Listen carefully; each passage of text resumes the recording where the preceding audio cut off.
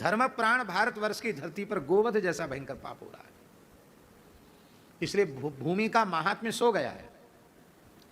हम भगवान का स्वरूप है ये श्रीमद् भागवत, इनकी साक्षी में, और भगवान का स्वरूप है ये गौ माता, और आप सब संत भी भगवान के ही स्वरूप हैं।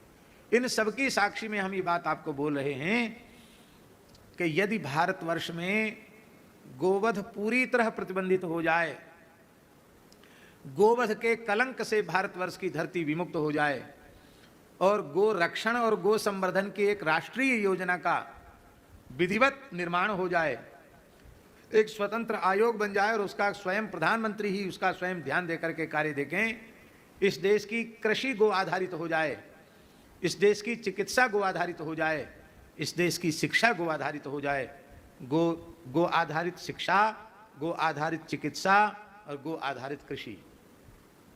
शिक्षा का अर्थ है कि गाय के संबंध का ज्ञान प्राइमरी से लेकर स्नातक तक छात्र की अवस्था, उसकी योग्यता के अनुसार गो विषयक विज्ञान पढ़ाया जाना चाहिए।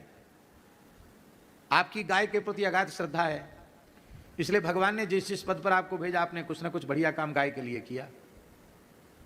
पर जो आईएएस अधिकारी बनकर आ रहे हैं और जो सारी सरकारी योजनाएं बनाते हैं, उनको यही पता नहीं है कि देसी क्या है, जर्सी क्या है।